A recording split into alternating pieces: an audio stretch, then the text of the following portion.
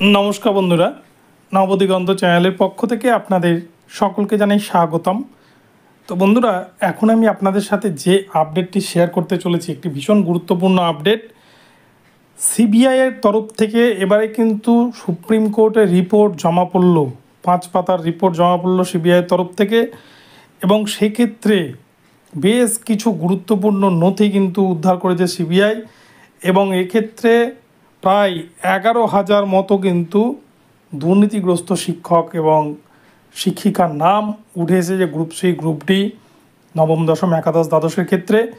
তো কোন কিসে কতজন বাদ যেতে চলেছে, সিবিআইয়ের লিস্টটাই কিন্তু সবথেকে গ্রহণযোগ্য হবে সুপ্রিম কোর্টে, এবং সিবিআইয়ের এই তদন্তের দ্বারা কী কী তথ্য উঠে এসছে সমস্ত কিছুই আপনাদের সাথে এই ভিডিওতে জানাতে চলেছি। আপনারা সম্পূর্ণ ভিডিওটি ধৈর্য সহকারে দেখুন, আপনাদের কাছে সবটাই কিন্তু জলের মতো পরিষ্কার হয়ে যাবে। তবে তার আগে বলে রেখি, যারা প্রথমবার চ্যানেলটি দেখছেন আপনারা অবশ্যই চ্যানেলটিকে সাবস্ক্রাইব করে নেবেন এই ধরনের আপডেট সবার আগে সর্বপ্রথমে পাওয়ার জন্য। তো চলুন তাহলে আমরা বিস্তারিত দেখে নিই যে কী আপডেট উঠে আসছে সিবিআইয়ের জমা দেওয়া রিপোর্টের মাধ্যমে। বন্ধুরা, আপনারা জানেন যে গত দিন যে শুনানি হয়েছিল 16 জুলাই 2024 তারিখ, সেদিন কিন্তু সুপ্রিম কোর্টের প্রধান বিচারপতি ডিওয়াই চন্দ্রচূড় স্যার তিনি 5টা কাউন্সিল গঠন করে দিয়েছিলেন, এবং সেই কাউন্সিলের মধ্যে কিন্তু সিবিআইও রয়েছে। তো প্রত্যেককে নিজস্ব মতবাদ 1 পৃষ্ঠার মধ্যে জমাতে বলা হয়েছে। তো সিবিআই যেহেতু সরকারি দপ্তরের লোক, সরকারি ইনভেস্টিগেশন করছে নিয়োগ দুর্নীতি মামলার, তাই কিন্তু তাদের ক্ষেত্রে সেই সংখ্যাটা বেড়েছে। তারা কিন্তু 5 পৃষ্ঠার একটা রিপোর্ট জমা করেছে ইতিমধ্যে সুপ্রিম কোর্টে। তো সিবিআইয়ের দেওয়া তথ্য অনুযায়ী আমরা তার আগে জেনে নিই যে স্কুল সার্ভিস কমিশন, আপনারা জানেন মধ্যশিক্ষা পর্ষদ যদিও বলে দিয়েছে কোনো রকম দুর্নীতির ইস্যু তারা পায়নি। এসএসসি জানিয়েছে মাত্র 1212 জন তারা দুর্নীতি খুঁজে পেয়েছে। অপরপক্ষে সিবিআই কিন্তু জানাচ্ছে 10,671 জনের দুর্নীতি এখনও পর্যন্ত তারা কিন্তু খুঁজে পেয়েছে, প্রমাণসহ সেই লিস্ট তারা আদালতে কিন্তু জমা করেছে। আপনাদের সাথে সমস্ত কিছু এই ভিডিওতে দেখাচ্ছি।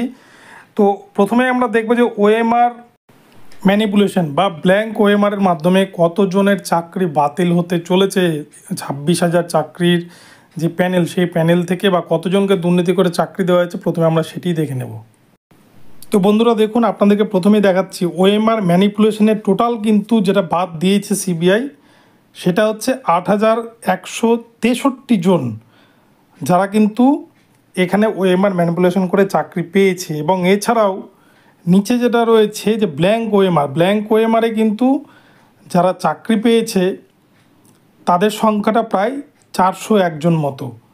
তো এক্ষেত্রে বুঝতেই পারছেন যে প্রায় 8,534 জন মতো ক্যান্ডিডেট কিন্তু শুধুমাত্র ওএমআর ইস্যু করেই তারা চাকরি করছে, যেটাকে স্কুল সার্ভিস কমিশন পুরোটাই কিন্তু ফু মেরে উড়িয়ে দিতে চেয়েছে। তো এবারে আমরা দেখব যে কতজন এক্সপায়ারি প্যানেল থেকে চাকরি পেয়েছেন।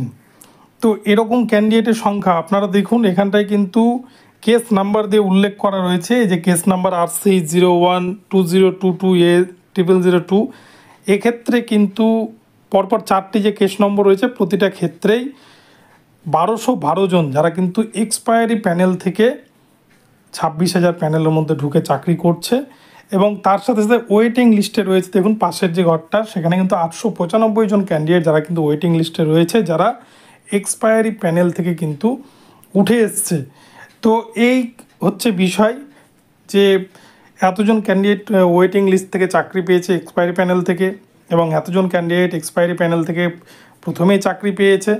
তো এই যে দুর্নীতি, এই দুর্নীতির পরিমাণটাতে কিন্তু গিয়ে দাঁড়িয়েছে 10,671 জনে গিয়ে।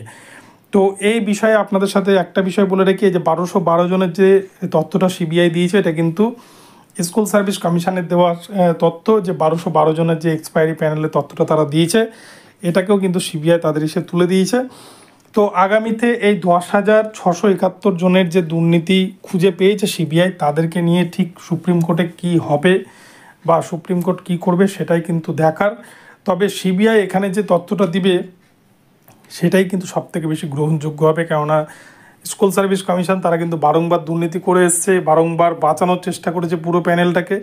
ফলে স্কুল সার্ভিস কমিশনের বক্তব্য কতটা গ্রহণযোগ্য হবে সুপ্রিম কোর্টে সেটাই কিন্তু দেখার। এবং তার পাশাপাশি সিবিআই কিন্তু উপযুক্ত প্রমাণ সহ 5 পাতার হলফনামা সুপ্রিম কোর্টে ইতিমধ্যে জমা দিয়েছে এবং এছাড়াও আরও যতগুলো পার্টি হয়েছে এই মামলার সাথে প্রায় 19টা মতো কিন্তু পার্টি অ্যাটেন্ড করেছে এবং সবগুলো পার্টি কিন্তু তাদের নিজস্ব মতবাদ জানিয়েছে, নিজের নিজের হলফনামা জমা করেছে।